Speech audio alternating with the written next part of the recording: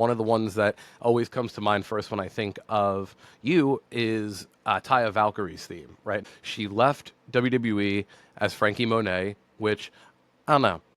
I don't know. But when she came back as Taya Valkyrie, I was always such a fan of her and Lucha Underground. And, again, anytime I get to shout out Lucha Underground in this show, I will, because I'm just like, that was awesome. What was the conversation with Taya about this is the theme that I'm putting together for you? Because I think one thing that I talk to different people in the theme writing space about is I've always considered myself a composer from the fact of I will, if you ask me to sit down and write something, mostly it's going to be a metal song or like a melodic hardcore punk song. Like that's kind of a style that sits well with me.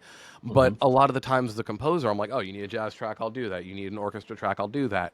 But I feel like you have such a unique sound as Wrestle and Flow that a lot of people may come to you and be like, all right, cool. Taya wants this, but here's the sound that I'm going to portray. But ultimately, at the end of the day, it is still what Wrestle and Flow is. What was some of the Yeah. process of working with Taya on that? So, she came to me and said that obviously she wanted to do a track, and coming out of the NXT situation, we filmed a music video with her and the artist who recorded her NXT track. I don't think that music video ever came out, but it was just going to be something for fun. And I remember sitting there thinking, like, okay, if we're gonna try to do something, how can we live back up to that height? Because it was the cool music video from what I remember filming at the Performance Center. And she said that she just wanted to take things like to the next level and for it to be something that people really connected with.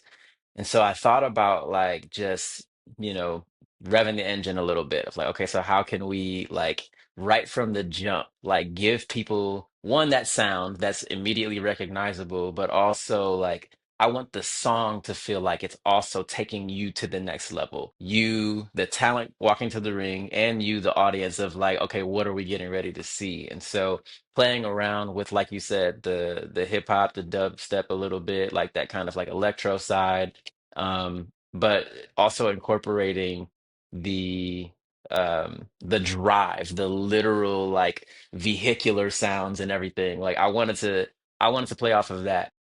And so it was also her idea to do the music video, and like she had the brain for it. She said, I just want you to do your thing and I want people to visually see us like taking off. Yeah, And it was so fun. I don't even remember. I know Johnny was in some of the shots like that we filmed. I he have has to to go back be. and He look. has to be. Yeah, yeah. But it was such a cool time. And she said, this is what I want, but I want you to have your creative freedom as well. And I trust that, you're gonna give me what I'm looking for. And we were able to collaborate through the whole process.